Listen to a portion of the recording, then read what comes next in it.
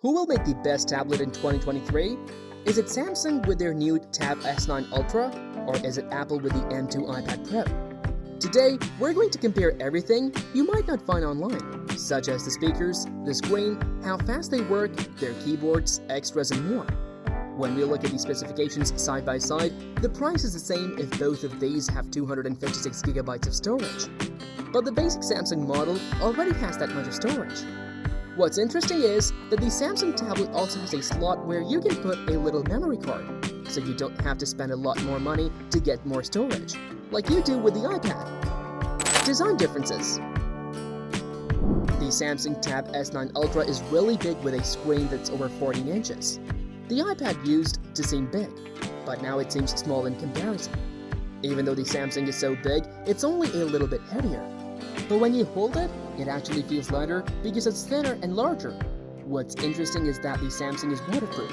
It has an IP68 rating, so you can put it in water up to 1.5 meters deep for 30 minutes.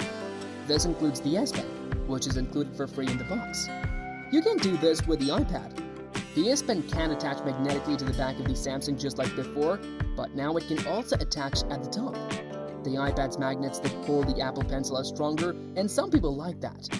The iPad also has Face ID for unlocking, which is built into the bezel around the screen. The Samsung has a fingerprint scanner, but it has a notch in the display, which the iPad doesn't have. Both of them have USB-C ports, but the iPad has Thunderbolt, which is a nice feature. Display and HDR comparison. When you watch videos on Samsung's screen, the picture looks much bigger, not only because of the screen size but also because of its shape. Samsung uses a special kind of screen called Super AMOLED 2X, which makes the picture brighter.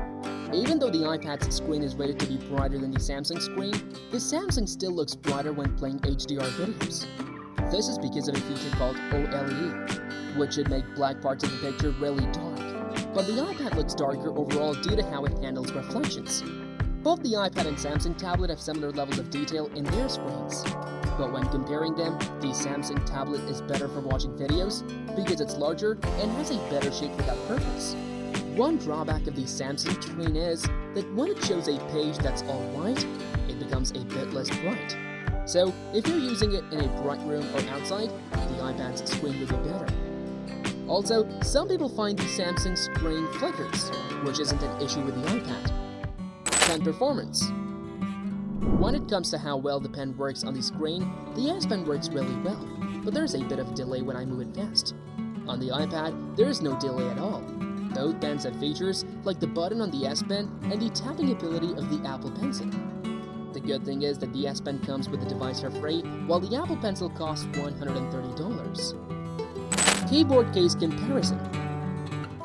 Now let's talk about two cases. They both cost $350, which is a lot of money. But which one is better? First, there is the Magic Keyboard case. It's like a bit pricey, but it has some great features. You can attach your iPad in a way that makes it look like it's floating. The iPad is really nice, and the trackpad is different from the usual ones. It also has an extra port where you can plug in another device while your iPad charges. Then there's Samsung's case. It's designed like the 10th generation iPad with a split design. The black of the case protects your iPad and has a flap that you can open to change the angle. You can even use just the back part if you're watching videos and want to save space. There is a spot for the S Pen too, so you don't lose it. The keyboard attaches magnetically, making your iPad look like a laptop. Samsung also has special software for this case. The bottom part of Samsung's case is thick and strong. The keyboard feels good to type on, and the trackpad, although a bit different, works well. Samsung's case is expensive for a reason. It's really nice. If I had to pick between Apple's Magic Keyboard and Samsung's case, I would choose Samsung's because of its multitasking feature called Tense. Camera comparison. Both of these devices have two types of cameras on the back, a regular one and a wider one. The iPad has a camera that's better for something called AR, which is really cool. On the front, the Samsung has two cameras in a small area at the top of the screen. If you look at the default pictures from both devices, you'll see that Samsung's pictures looks more detailed. This is because the iPad uses a wider lens that it zooms in on, while the Samsung's has separate lenses. Even when comparing the wider pictures in both devices, the Samsung picture looks sharper, but I want to know what you think, so please tell me in the comments. Webcam and mic comparison. Another good thing about the Samsung is how its front camera is placed sideways. This makes it feel more like using a regular computer because when you type or hold it, everything lines up nicely with your eyes and face at the center. This is different from the iPad. SSD speed test. Now let's talk about how fast this device works. Specifically, its SSD speed, which is like a super fast hard drive. This is important because it can make a big difference in how well the device performs. When it comes to writing data like saving files, our device can do it at a speed of 1100, while the base model you mentioned can only do it at 915. If you have 256 GB of storage on your iPad, it can write data at a speed of 1400. But when it comes to reading data like opening files or apps, our device is really fast at 2680, whereas the base model is much slower at 1532 or 1620. This is a huge difference. So, even though the iPad has a Thunderbolt connection, if you're moving your files with 256 GB of data, it's going to be noticeably slower because of this limitation. It's a bit like how some MacBooks have a single LAN chip instead of two, which affects their performance. Regarding storage, I should also mention that you can add more storage to your device by using an SD card, and it's not expensive. In my opinion, this makes Samsung the winner in terms of performance and storage options.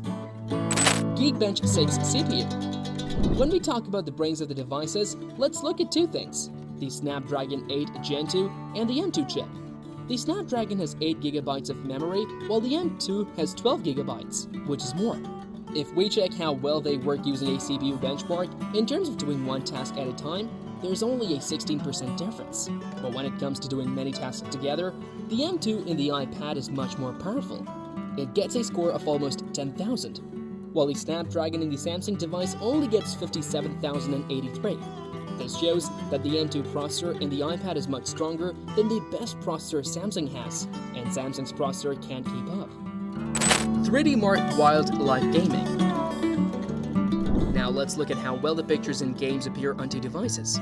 We can measure this using a test called 3D Mark's Wildlife. When we do this test, we see that the iPad shows 41.4 pictures per second, while the Tab S9 Ultra shows 23 pictures per second. So, the iPad is not exactly twice as good, but it's getting very close. This is why many people are willing to spend a lot of money on the iPad. Even if we use both devices every day, they will work well. However, the iPad will keep working well for a much longer time, maybe even 2, 3, or 4 years from now. This is true for both its speed and its ability to keep up with new software updates. On the other hand, the Samsung device is good for now, and it might still be okay for a little while in the future. But as apps become better, the Samsung device will start to not work as well. If you care about this kind of thing, it's something to think about. Battery life comparison. Now we need to talk about how long the battery lasts. The Samsung device has a bigger battery, but in regular use, the iPad will last about 8 hours while the Samsung will last about 6.5 hours. This is because Samsung's system is not as efficient as some other things in how it sets up. Plus, it has a bigger screen. So the iPad's battery life is generally better.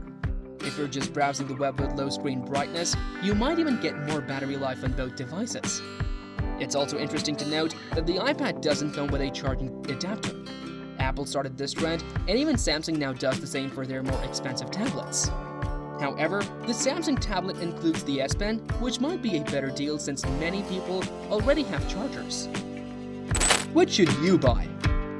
So to answer the original question, which tablet is better overall after all these tests, it's really hard to decide. I'm inclined to say Samsung because I like the keyboard, text, and the way the camera is set up. It's also cool that you can add more storage. But many people who use Android phones still choose iPads because they have a lot of apps made for them. Even though iPads don't multitask as well and have more limitations, they're still something you can use for a long time, even if they're a bit more expensive. So maybe you can help me out here. If I had to pick one, I'd go with Samsung because it has a bigger screen that's really useful, especially with DeXMod. If I used it a lot, I'd like to have that bigger screen. It's just a bit better in how it sets up. I just wish the tablet had a faster processor and more apps that work well on Android tablets compared to iPads. Let me know what you think in the comments below. Thanks for watching, and if you enjoyed this video, don't forget to give it a thumbs up and share it with your friends. Stay tuned for more exciting tech videos. See you in the next one.